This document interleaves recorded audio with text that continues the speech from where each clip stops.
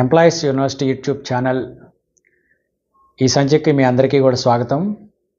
Departmental పరీక్షలు రాసేటువంటి ఉద్యోగులకి ఉపయోగపడే విధంగా గత వీడియోలో పెన్షన్కి సంబంధించినటువంటి క్యాలిక్యులేషన్లో భాగంగా పెన్షనబుల్ సర్వీస్ అంటే మనం పెన్షన్ శాంక్షన్ చేయాలంటే పెన్షనబుల్ సర్వీస్ ఆధారంగా పెన్షన్కి పరిగణించబడేటువంటి సర్వీస్ ఆధారంగా ఆ ఉద్యోగికి ఉండేటువంటి లాస్ట్ పే డ్రాన్ రిటైర్ అయ్యే రోజున బేసిక్ పే ఆధారంగా పెన్షను మరియు పెన్షనరీ బెనిఫిట్ శాంక్షన్ చేస్తాం కాబట్టి పెన్షనబుల్ సర్వీస్ ఎలా క్యాలిక్యులేట్ చేయాలి అనే విషయం గురించి నేను వివరించడం జరిగింది.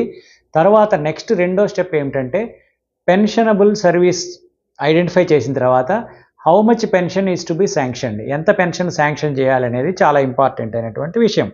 ఎందుకంటే డిపార్ట్మెంటల్ పరీక్షల్లో ఈ పెన్షన్కి సంబంధించి దాదాపుగా 6, 7, 8 ఒక్కొక్కసారి 10 ప్రశ్నలు కూడా వస్తాయి. కాబట్టి pensionable service and pension calculation అనేది తప్పకుండా తెలుసుకోవాల్సినటువంటి అవసరం అందరికీ ఉంది. అలాగే పరీక్షలు రాయకపోయినప్పటికీ ఉద్యోగం చేస్తున్న ప్రతి ఉద్యోగి కూడా తెలుసుకున్నట్లయితే తనకి కరెక్ట్ పెన్షన్ వచ్చిందా రాలేదా అనేది కూడా తెలుసుకునే అవకాశం ఉంటుంది. కాబట్టి అందరికీ ఉపయోగపడేటువంటి ఈ సబ్జెక్ట్ మీద ఇప్పుడు మన పెన్షన్ క్యాలిక్యులేషన్ ఎలా చేయాలి అనేది నేను ఈ వీడియోలో మీకు వివరించే ప్రయత్నం చేస్తాను. అయితే మీరేం చేయాలంటే ఒక బేసిక్ పెన్షన్ తీసుకొని ఆ పెన్షన్ ఆధారంగా మీరు ఆ పెన్షన్ క్యాలిక్యులేషన్ చేసి ఒక ప్రాక్టీస్ చేస్తే ఒక్కసారి మనకి అక్కడ మన పెన్షన్ చేయడానికి కావాల్సినటువంటి కాన్ఫిడెన్స్ డెవలప్ అవుతుంది. ఉదాహరణకి ఒక జూనియర్ అసిస్టెంట్ ఉన్నాడు అనుకోండి, 25,200, 40,910 అనేది ఆయన యొక్క టైం స్కేల్. సో 40,910 రూపాయలు బేసిక్ పే కలిగినటువంటి ఒక జూనియర్ అసిస్టెంట్ రిటైర్ అయిపోయాడు. ఆయనకి మనం ఎంత శాంక్షన్ చేయొచ్చు అనేటువంటిది ఆ 40,910 అనే బేసిక్ పే ఆధారంగా మీరు తీసుకొని ఒక లెక్క చేసినట్లయితే మనకి కాన్ఫిడెన్స్ డెవలప్ అవుతుంది. పరీక్షలో కూడా తప్పకుండా మనం అది కరెక్ట్గా చేసేటువంటి అవకాశం ఉంటుందన్నమాట. సో దాని ఆధారంగా చేయాలి. తర్వాత ఈ పెన్షన్ క్యాలిక్యులేషన్ చేసేటప్పుడు మనం లాస్ట్ పే డ్రాన్ అనుకున్నాం. దీన్ని యావరేజ్ ఎమాల్యుమెంట్స్ అంటారు. పెన్షన్ భాషలో, పెన్షన్ రూల్స్లో దీన్ని యావరేజ్ ఎమాల్యుమెంట్స్ అంటాడు. అది మనకు ప్రశ్న అడుగుతాడు, వాట్ ఈజ్ యావరేజ్ ఎమాల్యుమెంట్స్ అంటాడు.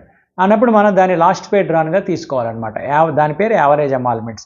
ఒక ఉద్యోగి రిటైర్ అయ్యేటప్పుడు బేసిక్ పే ఎంత రిటైర్ అవుతాడో దాన్ని లాస్ట్ పే డ్రాన్, చివరిగా డ్రా చేసినటువంటి బేసిక్ పే అని అర్థం అనమాట. అయితే ఇక్కడ ఏంటంటే మనకి లాస్ట్ పే డ్రాన్ డ్రా చేసే రోజు కొంతమంది ఉద్యోగులు, సీనియర్ ఉద్యోగులు రిటైర్ అయినప్పుడు వాళ్ళు ఆ టైం స్కేల్ దాటిపోయి ఇంకా ఇంక్రిమెంట్స్ లేని సందర్భంలో, ఒక జూనియర్ అసిస్టెంట్ ఉన్నాడు అనుకోండి, దానికి ప్రమోషన్ రాకుండా 30 ఏళ్ళు 35 ఏళ్ళు అలాగే పనిచేస్తే ఆ 40,910 దాటిపోయి ఇంకా ఎక్కువ టైం స్కేల్ కూడా వచ్చే అవకాశం ఉంటుంది. అప్పుడు ఏం చేస్తారంటే ఒక 5 స్టాగ్నేషన్ ఇంక్రిమెంట్లు 40,910 దాటి ప్రధానమైనటువంటి మాస్టర్ స్కేల్లో ఇంక్రిమెంట్ రేటు ప్రకారం ఒక 5 ఇంక్రిమెంట్లు కూడా ఎక్స్ట్రాగా శాంక్షన్ చేస్తారు. వాటిని మనం స్టాగ్నేషన్ ఇంక్రిమెంట్స్ అంటాం. అలా స్టాగ్నేషన్ ఇంక్రిమెంట్ శాంక్షన్ చేసినట్లయితే ఆ స్టాగ్నేషన్ ఇంక్రిమెంట్లు కూడా లాస్ట్ పే డ్రాన్ కింద తీసుకోవాలి. ఇది ఒక నియమం అనమాట. తర్వాత దీనికి సంబంధించి జీఓఎంఎస్ నెంబర్ 87, 25/5/98 ఫైనాన్స్ డిపార్ట్మెంట్ అనేది అథారిటీ. ఇది ఎందుకు చెప్తున్నా ఒక్కోసారి జీవో అడుగుతాడు కాబట్టి అది గుర్తుపెట్టుకోండి. అలాగే కొంతమంది ఉద్యోగులు రిటైర్ అయ్యే మరుసటి రోజు వాళ్ళకి ఇంక్రిమెంట్ ఉన్నది. సో దాదాపుగా ఇప్పుడు 1 జూలై అనేటువంటిది చాలామందికి స్కూల్లో చేరేటప్పుడు డేట్ ఆఫ్ బర్త్ వేస్తారు. అలా 1 జూలై ఉన్నటువంటి వ్యక్తులందరూ 36న రిటైర్ అయిపోతారు, 30 జూన్ రిటైర్ అవుతారు. ఒకవేళ ఆయనకి 1 జూలైనే ఇంక్రిమెంట్ ఉంది, 36 రిటైర్ అయిపోయాడు అనుకోండి, 1వ తేదీ ఉండడు కాబట్టి ఇంక్రిమెంట్ రాదు. అటువంటి సందర్భంలో ఆ నోషనల్ ఇంక్రిమెంట్ అది కలుపుకొని పెన్షన్కి మాత్రమే క్యాలిక్యులేషన్ చేయాలి. అలా చేసేటప్పుడు మన average emoluments or last pay drawn తీసుకునేటప్పుడు ఆయనకి జూలై 1వ తేదీన ఏ ఇంక్రిమెంట్ అయితే మనం శాంక్షన్ చేయవలసి ఉందో, ఆయన సర్వీస్లో కనుక కంటిన్యూ అయితే ఆ ఇంక్రిమెంట్ కూడా శాంక్షన్ చేసి దాన్ని లాస్ట్ పే డ్రాన్గా తీసుకొని పెన్షన్ క్యాలిక్యులేషన్ చేయాలి. లాస్ట్ పే డ్రాన్కి సంబంధించి 2 ఎగ్జామ్షన్స్ ఇవి. సరే, ఇప్పుడు మనం లాస్ట్ పే డ్రాన్ అనేది తెలుసుకున్నాము. అలాగే ఆయనకి పెన్షనబుల్ సర్వీస్ ఎంతో కూడా తెలుసుకున్నాం. ఇక మనం పెన్షన్ అనేటువంటిది క్యాలిక్యులేషన్ ఎలా చేయాలి అంటే ఈ పెన్షన్లో ముందు మన normal pension or service pension ఎంత వస్తుంది అనేటువంటిది చూడాలన్నమాట. ఒక ఉద్యోగి రిటైర్ అయినప్పుడు ఆయనకి ఇచ్చేదాన్ని సర్వీస్ పెన్షన్ అంటారని మనం చెప్పుకున్నాం. సో ఈ సర్వీస్ పెన్షన్ ఏంటంటే last pay drawn into number of half yearly months, half yearly services completed divide by 2 × 66 is equal to pension అనమాట, సర్వీస్ పెన్షన్. ఇది రూల్ 45 ప్రకారం.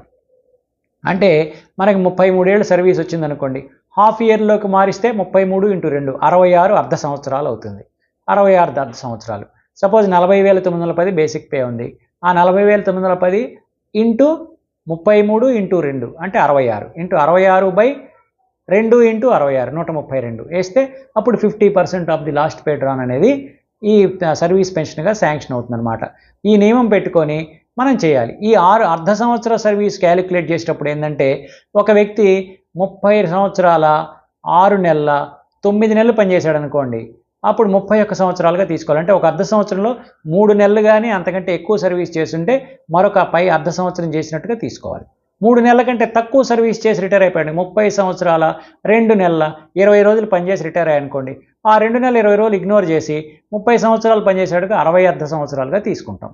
ఇలా ఈ అర్ధ సంవత్సరం సర్వీస్ని క్యాలిక్యులేషన్ చేసుకొని అర్ధ సంవత్సరాల్లో ఆయన చేసిన సర్వీసు బై 2 × 66 = 132. ఇది వేసుకుంటే మనకి సర్వీస్ పెన్షన్ అనేటువంటిది వస్తుందన్నమాట. తర్వాత రెండో విషయం, సర్వీస్ పెన్షన్ అయిపోయిన తర్వాత మనకి గ్రాట్యుటీ. ఈ గ్రాట్యుటీ అనేది ఒక లంసమ్ అమౌంట్ ఇస్తారు. ఇది ఎలా క్యాలిక్యులేషన్ చేయాలంటే, దీనికి 3 ఫార్ములాస్ ఉన్నాయి. ఈ మూడిట్లో ఏది తక్కువ అయితే అది మనం శాంక్షన్ చేయాలి. ఉదాహరణకు తీసుకున్నట్లయితే మనకి గ్రాట్యుటీ క్యాలిక్యులేట్ చేసేటప్పుడు ఏంటంటే, ఈ గ్రాట్యుటీలో డిఏ కూడా కలుస్తుంది. మన పెన్షన్లో ఓన్లీ బేసిక్ పేనే తీసుకుంటున్నాం, కానీ గ్రాట్యుటీ క్యాలిక్యులేట్ చేసేటప్పుడు ఒక ఉద్యోగి రిటైర్ అయ్యే రోజు 40,000 రూపాయలు బేసిక్ పేతో రిటైర్ అయ్యాడు. ఈ రోజున 30% డిఏ ఉందనుకోండి, ఆ 40,000 మీద 30% డిఏ 12,000. 40,000 + 12,000 = 52,000 తీసుకోవాలి.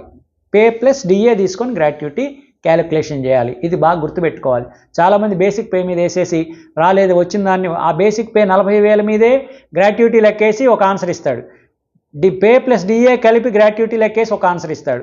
మనం ఇది మర్చిపోయాం అనుకోండి, ఆ 40,000 మీద బేసిక్ పే మీద చేసినటువంటి ఆన్సర్ మనం ఐడెంటిఫై చేయగానే కరెక్ట్గా కనిపిస్తుంది. అది మనం టిక్ చేసామనుకోండి, అప్పుడు రాంగ్ ఆన్సర్ అయిపోతుంది.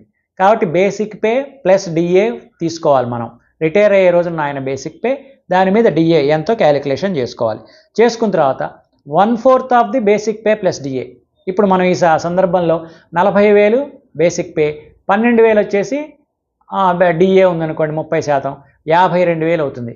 1/4 ఆఫ్ ది 52,000 52,000/4 వేసుకోవాలి. 1/4 ఆఫ్ ది, ఇది ప్రభుత్వం ఫిక్స్ చేసిన ఫార్ములా. ఎందుకు వేసుకోవాలని అడగద్దు, అది ఫార్ములా కాబట్టి అది 1/4 × 1/4 into last pay drawn plus DA, తర్వాత number of half years completed. Suppose 40,000 basic pay మీద రిటైర్ అయ్యాడు, అప్పుడు 12,000 డిఏ వస్తుంది, మొత్తం 52,000. 52,000 ఇంటూ 1/4 ఇంటూ ఇందాక మనం అనుకున్నాం 61 హాఫ్ ఇయర్లు కంప్లీట్ చేస్తే ఇంటూ 61 వేసుకుంటే మనకి గ్రాట్యుటీ ఎంతో వస్తుందన్నమాట. ఇలా మీరు గ్రాట్యుటీ, ఇది ఫార్ములా ఏ. తర్వాత రెండో formula basic pay plus DA into 16.5.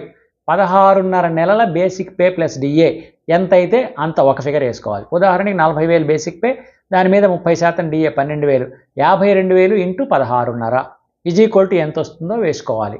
అలా కనుక మనం వేసుకున్నట్టయితే సుమారు 8 లక్షల 9 లక్షలు ఎంతో వస్తుంది, అదొక ఫిగర్ వేసుకోవాలి.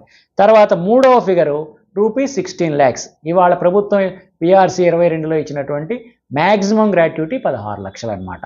సో ఈ మూడిట్లో ఏది తక్కువ అయితే అది 16 లక్షల, లేకపోతే basic pay plus DA into 16.5, లేకపోతే నేను ఫస్ట్ చెప్పినటువంటి 1/4 of the last pay drawn plus DA into number of half yearly years completed. ఈ మూడిట్లో ఏది తక్కువ ఫిగర్ వస్తే అది మనం గ్రాట్యుటీగా శాంక్షన్ చేయటం జరుగుతుంది. ఇది గ్రాట్యుటీ. పెన్షన్లో 4 ఉంటాయి: service pension, gratuity, enhanced family pension, normal family pension, commutation. ఈ 4 ఉంటాయన్నమాట. ఫ్యామిలీ పెన్షన్లోనే 2 రకాలు: enhanced family pension, normal family. కాబట్టి ఈ 4 విషయాల్లో మనం తెలుసుకోవాలి. సర్వీస్ పెన్షన్ తెలుసుకున్నాం, ఇప్పుడు గ్రాట్యుటీ కూడా తెలుసుకున్నాం. తర్వాత మనం తెలుసుకోవాల్సింది ఏంటంటే, ఎన్హాన్స్డ్ ఫ్యామిలీ పెన్షన్ కానీ నార్మల్ ఫ్యామిలీ పెన్షన్ కానీ కూడా తెలుసుకోవాలి.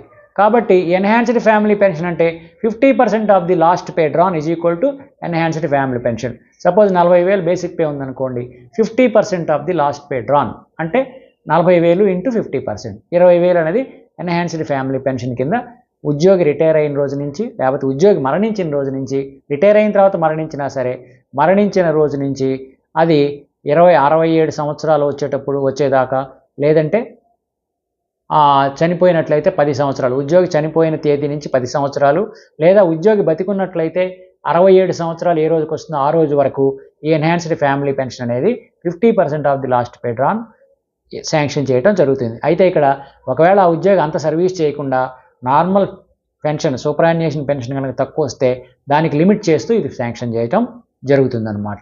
తర్వాత నార్మల్ ఫ్యామిలీ పెన్షన్ అనేది 30% of the last pay drawn. నేను చెప్పిన ఈ 10 సంవత్సరాలు, లేకపోతే ఉద్యోగి రిటైర్ అయిన తర్వాత చనిపోయాడు అనుకోండి, ఆ చనిపోయిన రోజు నుంచి 7 సంవత్సరాలు, లేదా ఆ ఉద్యోగి బతికుంటే 67 సంవత్సరాలు వచ్చే వరకు డేట్ ముందైతే ఆ డేట్ వరకు ఈ ఎన్హాన్స్డ్ ఫ్యామిలీ పెన్షన్ ఇచ్చి, ఆ తర్వాత నార్మల్ ఫ్యామిలీ పెన్షన్ అనేది ఆ ఫ్యామిలీ మెంబర్స్కి 30% of the last pay drawn. ఉదాహరణ 40,000 బేసిక్ పే మీద ఆయన చేస్తూ రిటైర్ అయిపోయాడో లేకపోతే చనిపోయాడు కాబట్టి 40,000 ఇంటూ 30%, 12,000 అనేది నార్మల్ ఫ్యామిలీ పెన్షన్గా ఇవ్వటం జరుగుతుందన్నమాట.